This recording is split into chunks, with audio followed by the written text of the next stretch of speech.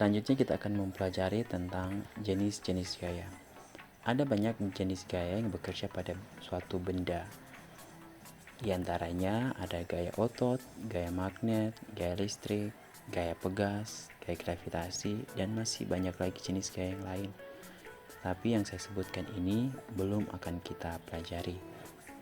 Yang akan kita pelajari lebih lanjut hari ini adalah gaya berat, gaya normal, gaya gesek, dan gaya tegang tali. Yang pertama yang kita pelajari adalah gaya berat. Gaya berat memiliki pengertian besarnya gaya tarik yang diberikan bumi pada benda. Jadi, setiap benda yang ada di sekitaran bumi akan ditarik oleh bumi sehingga benda tersebut memiliki berat. Nah, besarnya gaya tarik tersebut dinamakan dengan gaya berat atau berat benda. Arah gaya berat benda tersebut selalu menuju ke pusat bumi. Ini konsep yang harus kita tahu bersama.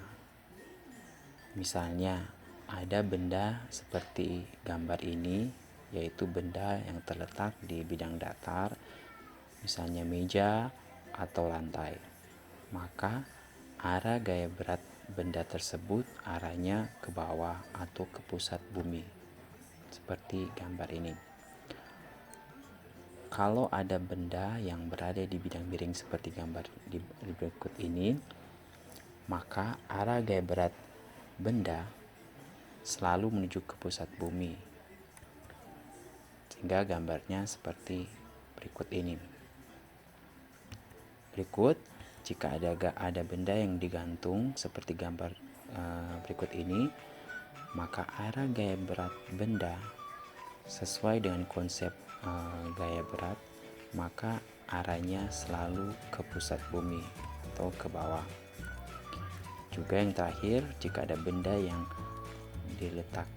menempel di dinding, maka arah gaya beratnya selalu menuju ke pusat bumi. Gaya berat memiliki rumus. Rumusnya adalah W sama dengan M kali G, di mana W kecil itu adalah gaya berat dengan satuan Newton, M kecil adalah massa benda dengan satuan kilogram, G adalah gravitasi dengan satuan meter per second kuadrat.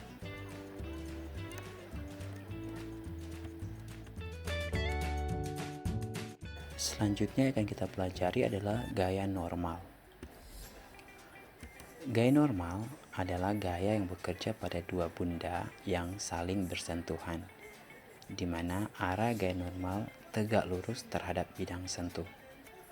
Jadi, gaya normal itu bekerja pada dua benda yang bersentuhan, dan arah dari gaya normal tersebut tegak lurus terhadap bidang sentuh. Misalnya, ada benda seperti pada gambar, bendanya bersentuhan dengan meja atau lantai. Nah, berdasarkan konsep arahnya, arah gaya normal itu selalu tegak lurus terhadap bidang sentuh. Bidang sentuh yang dimaksud pada gambar ini adalah lantai atau meja, sehingga gambar arah gaya normalnya adalah seperti ini. Kemudian, jika ada benda yang terletak pada bidang miring, maka yang dimaksud dengan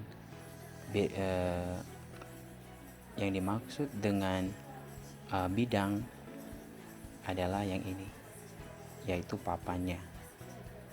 Nah, sehingga arah dari gaya normal tersebut tegak lurus terhadap bidang ini atau papan ini, sehingga gambar gaya normalnya akan jadi seperti ini. Jadi dia akan tegak lurus terhadap bidang sentuh yang ini. Selanjutnya, jika benda itu tergantung seperti ini, maka arah gaya normalnya tetap seperti konsep, yaitu tegak lurus terhadap bidang sentuhnya. Dan yang terakhir, lambang gaya normalnya adalah N dan satuan internasional adalah Newton atau kilogram meter per second kuadrat.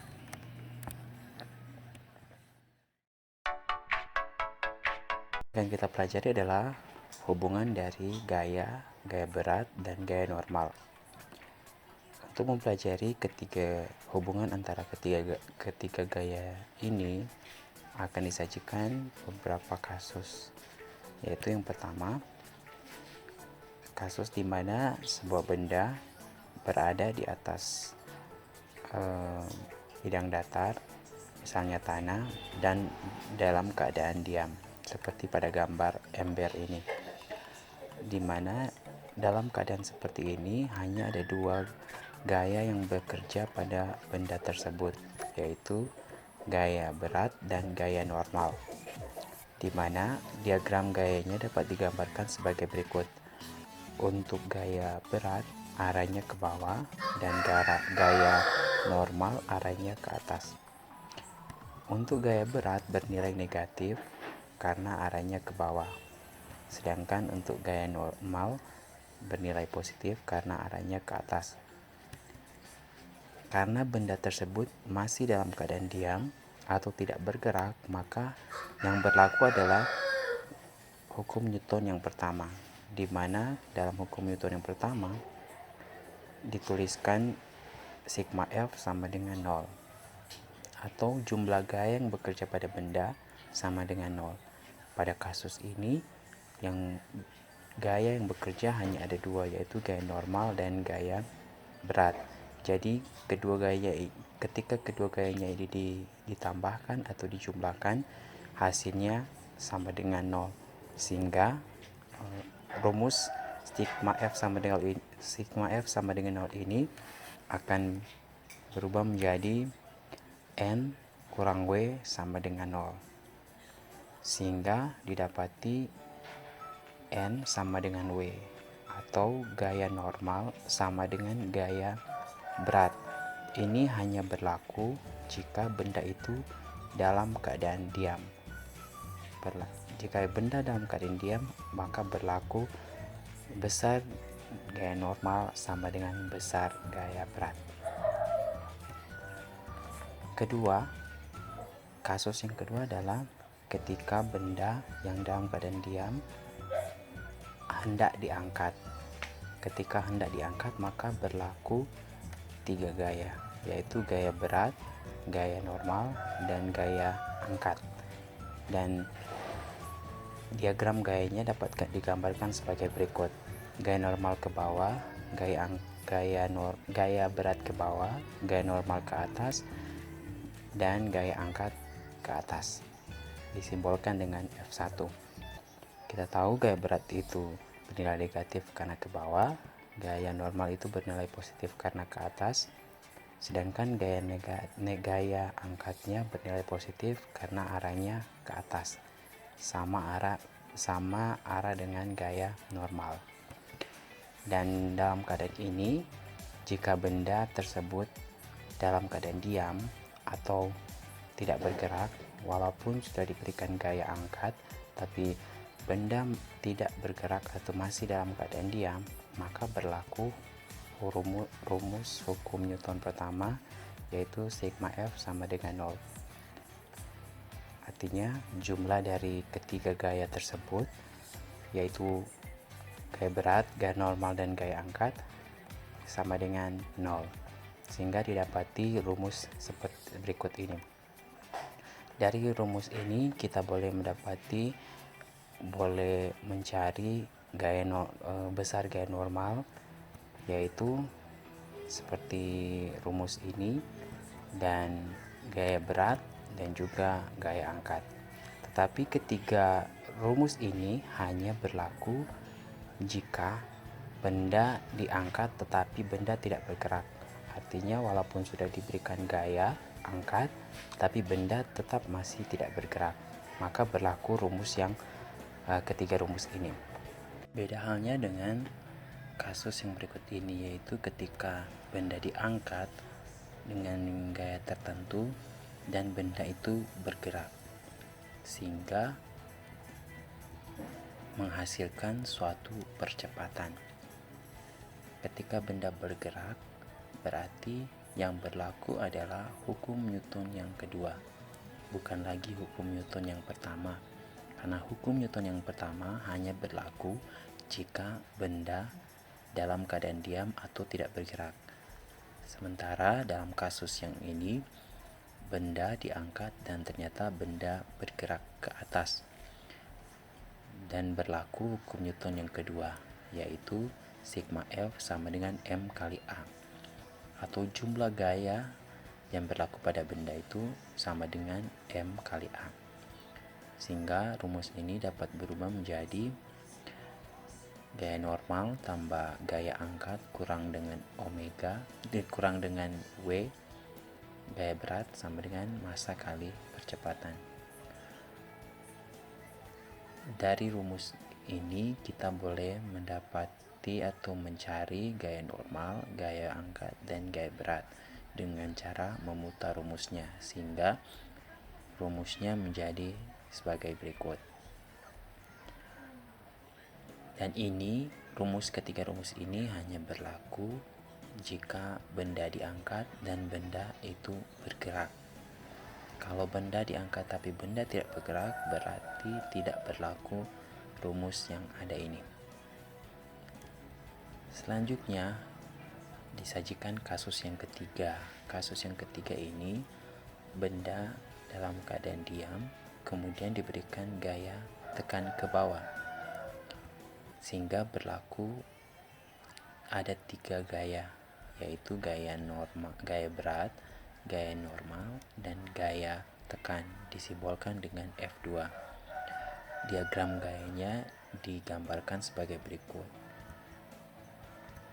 Bedanya dengan kasus yang pertama dan kasus yang kedua, untuk kasus yang ketiga ini gaya tekannya arahnya searah dengan gaya berat, yaitu ke bawah, sehingga nilainya untuk gaya berat bernilai negatif, gaya normal bernilai positif, dan gaya tekannya bernilai negatif karena arahnya ke bawah.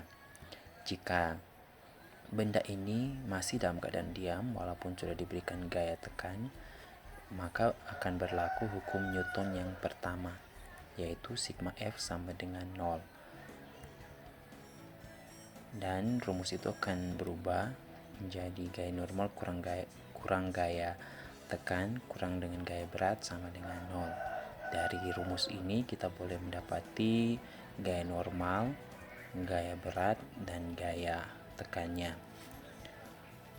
Namun seperti halnya yang tadi, ketiga gaya ini hanya berlaku pada kasus yang seperti kasus yang ketiga ini.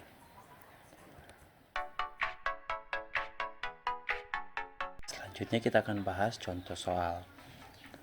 Sebuah kaleng bermasa 2 kg diletakkan di atas meja dengan gravitasi 10 meter per second kuadrat. Pertanyaannya adalah, yang pertama, gaya normal yang bekerja pada benda tersebut. Yang kedua, tentukan gaya normal jika kalian menekan kaleng ke bawah dengan gaya 10 Newton, tapi benda tidak bergerak. Yang ketiga, tentukan gaya normal jika kalian mengangkat kaleng ke atas dengan gaya 10 Newton, tapi benda tidak bergerak. Untuk menjawab pertanyaan ini, kita perlu menganalisis soal, mencari tahu yang diketahui pada soal tersebut. Yang diketahui pada soal tersebut adalah yang pertama, massa sebesar 2 kg, gravitasi sebesar 10 meter per second kuadrat. Kemudian kita perlu mencari gaya berat dengan rumus W sama dengan M kali G, sehingga didapati untuk gaya beratnya sebesar 20 kg meter per second kuadrat. Yang ditanya adalah yang pertama, gaya berat, gaya normal. Yang kedua, gaya normal jika F1 sama 10 Newton ke bawah. Yang ketiga, gaya normal jika F2 sama 10 Newton ke atas. Penyelesaiannya, untuk yang pertama, yang A, berlaku persamaan N sama dengan N sama dengan W atau gaya normal sama dengan gaya berat, karena pada kasus pertama ini benda tidak bergerak atau benda dalam keadaan diam, sehingga berlaku N sama dengan W, sehingga didapati bahwa gaya normal sebesar 20 kg meter per second kuadrat yang sama besar dengan gaya berat. Selanjutnya yang kedua, untuk pertanyaan yang kedua kita perlu menggambar diagram gayanya. Ada gaya berat, gaya normal, dan gaya tekan ke bawah. Sehingga karena benda tidak bergerak, maka berlaku hukum Newton yang pertama, yaitu sigma F sama dengan 0. Di sini ada gaya normal ke atas bernilai positif, gaya tekan ke bawah bernilai negatif, gaya berat ke bawah bernilai negatif, sehingga persamaannya menjadi N kurang F kurang W sama dengan 0. Nah, untuk mencari gaya normal didapati rumusnya adalah N sama dengan W tambah F. Sehingga akhirnya untuk kasus yang kedua, gaya normalnya adalah 30 Newton. Untuk yang ketiga, diagram gayanya sebagai berikut, dimana untuk gaya angkatnya arahnya ke atas. Karena benda tidak bergerak, maka berlaku pula persamaan hukum Newton yang pertama, yaitu sigma F sama dengan 0, atau jumlah gaya yang bekerja pada benda itu sama dengan 0, sehingga didapati persamaan sebagai berikut, yaitu N tambah F kurang W sama dengan 0. Sehingga kita boleh mendapati besar N sama dengan W kurang F, dan sehingga terakhir kita boleh mendapati nilai dari gaya normal sama dengan 10 Newton. Selanjutnya gaya yang akan kita pelajari adalah gaya tegang tali. Gaya tegang tali adalah gaya yang bekerja pada ujung-ujung tali karena tali tersebut mengalami penegangan. Contohnya, ada 3 balok yang terletak di atas bidang datar, dan ketiga balok tersebut dihubungkan dengan tali, dan ketiga balok tersebut ditarik oleh sebuah gaya, maka akan bekerja gaya tegang tali T1 di antara balok A dan balok B, sementara di antara balok C dan balok B akan terbentuk tegangan tali T2. Contoh soalnya, sebuah sistem benda ditarik oleh sebuah gaya seperti pada gambar berikut. Apabila lantai licin, tentukanlah percepatan dan tegangan tali. Hal yang perlu kita lakukan adalah mencari tahu apa yang diketahui dalam soal.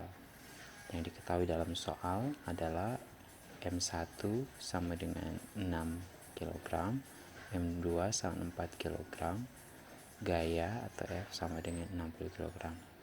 Yang ditanya adalah A. percepatan, B. tegangan tali. Penyelesaiannya, untuk mencari percepatan dari sistem tersebut, kita menggunakan hukum Newton yang kedua, yaitu sigma F sama dengan M kali A, di mana massa ada dua benda, otomatis ada 2 massa, sehingga massa totalnya adalah M1 tambah M2. Kita ganti massanya dengan M1 tambah M2, dan untuk mencari percepatannya kita putar rumusnya sehingga menjadi A sama dengan sigma F per M1 tambah M2. Kita masukkan angka-angka yang sudah diketahui sehingga akhirnya didapati percepatan sama dengan 6 meter per second kuadrat. Selanjutnya, untuk mencari tegangan tali, kita bisa gunakan dua cara, yaitu dihitung baik dari benda satu maupun benda dua. Yang pertama adalah kita melihat diagram benda satu. Diagram benda satu yang bekerja di situ ada percepatan, ada massa benda yang pertama, dan gaya tegang tali. Kita menggunakan hukum Newton yang kedua, yaitu sigma F sama dengan M kali A, di mana untuk gaya yang bekerja pada diagram benda satu ini hanya gaya tegang tali, sehingga kita boleh ganti sigma F-nya dengan gaya tegang tali. Masanya kita ganti dengan massa pertama benda. Selanjutnya kita masukkan setiap angka yang sudah diketahui, yaitu massa benda pertama, kemudian dikali dengan percepatan sistem tersebut, sehingga didapati gaya tegang tali sama dengan 36 kg meter per second atau 36 Newton.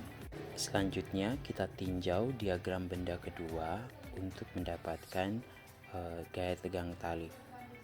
Untuk diagram benda kedua, gambarnya adalah seperti berikut, di mana yang bekerja adalah gaya tarik dan gaya tegang tali dan massa benda. Kita menggunakan hukum Newton yang kedua juga untuk mencari gaya tegang tali. Untuk diagram benda kedua ini, yang bekerja adalah gaya dan gaya tegang tali, sehingga persamaan tersebut boleh kita ganti menjadi F kurang T sama dengan M2 kali A. Nilai min T karena arah dari gaya tegang tali itu berlawanan arah dengan gaya. Kemudian dengan memindahkan gaya ke ruas sebelah, sehingga kita mendapatkan T sama dengan F kurang M2 kali MA. Selanjutnya kita masukkan angka-angka yang sudah ada, sehingga akhirnya kita boleh mendapatkan T sama dengan 36 Newton. Kita lihat dengan menggunakan diagram 1 dan diagram benda 2, tetap kita akan mendapatkan nilai T yang sama atau nilai gaya tegang yang sama, yaitu gaya tegang talinya adalah 36 Newton. Selanjutnya yang akan kita bahas adalah gaya gesek. Gaya gesek adalah gaya yang terjadi jika dua benda bersentuhan. Jadi ketika ada dua benda saling bersentuhan, akan terjadi gaya gesek. Gaya gesek ini selalu sifatnya menghambat gerak benda. Kemudian arahnya selalu berlawanan dengan arah gaya penggerak. Misalnya mendorong lemari. Ketika kita mendorong lemari ke arah kanan, maka akan menghasilkan gaya yang ke arah kanan. Tapi sebaliknya akan ada gaya gesek yang arahnya selalu berlawanan dengan gaya yang diberikan. Gaya gesek yang dimaksud adalah gaya gesek antara benda lemari dengan lantai. Jadi lantai dan lemari itu saling bergesekan, sehingga terjadilah gaya gesek. Kita lihat arahnya berlawanan dengan gaya. Ada dua macam gaya gesek, yaitu yang pertama gaya gesek statis dan yang kedua gaya gesek kinetis. Gaya gesek statis itu terjadi pada saat benda berada dalam keadaan yang diam atau tidak bergerak. Sementara gaya gesek kinetis terjadi pada saat benda bergerak. Besar dari gaya gesek bergantung pada koefisien gesek atau yang disimbolkan dengan mu, dan gaya normal yang disimbolkan dengan n. Sehingga rumusnya menjadi Fs sama dengan mu s kali n, dan Fk sama dengan mu k kali n, di mana gaya gesek Fs itu adalah gaya gesek kinetis statis, satuannya Newton, mu s itu koefisien gesek statis, dan n itu adalah gaya normal, satuannya Newton. Untuk mu s atau koefisien gesek statis itu tidak memiliki satuan. Kemudian Fk sama dengan gaya gesek kinetis, satuannya Newton, mu k itu koefisien gesek kinetis, dan n itu gaya normal yang satuannya Newton. Gaya gesek statis itu selalu lebih besar dari gaya gesek kinetis. Selanjutnya mari kita melihat contoh soal. Perhatikan gambar di bawah. Koefisien gesek kinetik antara balok A dan meja adalah 0,1 dan percepatan gravitasi 9,8 meter per second kuadrat. Berapakah gaya yang diperlukan agar sistem bergerak ke kiri dengan percepatan 2 meter per second kuadrat? Jadi kita lihat ada gambar di mana ada dua benda yang dihubungkan dengan tali dan melewati sebuah katrol, dan kita menganggap katrol tersebut tidak memiliki massa. Ternyata ketika kedua benda ini ditarik dengan gaya, maka kedua benda tersebut bergerak ke arah kiri searah dengan gaya dengan percepatan 2 meter per second kuadrat. Yang ditanya adalah gaya yang diperlukan untuk menarik kedua benda tersebut. Kita tahu untuk soal ini yang diketahui adalah massa benda A, massa benda B, mu k, koefisien kinetis, gravitasi, dan percepatan. Dan yang ditanya adalah gaya. Untuk menyelesaikan ini, kita tentukan semua gaya yang bekerja pada benda. Ada gaya tegang tali, ada gaya berat A, benda A, gaya normal benda A, gaya berat benda B, dan ada percepatan yang searah dengan gaya. Kalau ada percepatan berarti kedua benda ini bergerak atau tidak diam, bergerak searah dengan gaya yang diberikan. Ketika ada gaya yang diberikan, berarti ada gaya gesek antara benda A dengan benda B. Gaya gesek itu disimbolkan dengan Fk. Selanjutnya, karena benda bergerak, itu berarti kita akan menggunakan rumus gaya hukum Newton yang kedua, yaitu sigma F sama dengan M kali A. Untuk sigma F, gaya-gaya yang berlaku atau gaya-gaya yang berperan adalah gaya tarik, yaitu F, kemudian gaya gesek kinetis Fk, dan gaya berat B di benda B atau WB. Kenapa? Karena ketiga gaya ini sebidang atau segaris dengan gaya geraknya. Sementara untuk pemberian nilai negatif pada Fk atau gaya gesek kinetis itu karena gaya gesek kinetis memiliki arah yang berlawanan dengan gaya. Juga untuk gaya berat benda B memiliki arah yang berlawanan dengan gaya, sehingga sigma F-nya dituliskan seperti ini. Selanjutnya kita pindahkan gaya gesek kinetis dan gaya berat benda B ke ruas kanan sehingga nilainya menjadi positif, dan rumusnya menjadi seperti ini.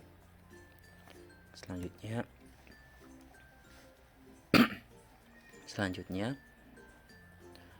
gaya gesek kinetis kita kita rubah kita rubah menjadi mu kali Na berdasarkan rumus dari gaya kinetis, yaitu mu kali dengan gaya normal benda A. Begitu juga dengan gaya berat benda B, kita ganti dengan rumus gaya berat, yaitu massa benda B kali dengan gravitasi. Selanjutnya gaya normal A ini nilainya sama besar dengan gaya berat benda A. Walaupun arahnya berlawanan tapi nilainya sama, sehingga bisa kita ganti dengan rumus gaya berat benda A, yaitu massa benda A dikalikan dengan gravitasi, sehingga rumus akhirnya menjadi seperti ini. Selanjutnya kita masukkan semua nilai yang ada, mulai dari koefisien gesek 0,1, massa benda A 30 kg, gravitasi 9,8, massa benda B 20, gravitasi 9,8, massa benda A 30, massa benda B 20, dan percepatan 2.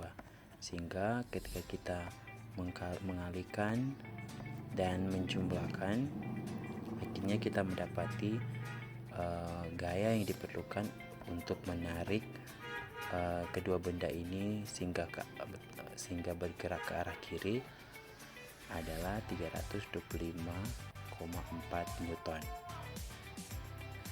Demikian, semoga kalian mengerti dan Tuhan memberkati.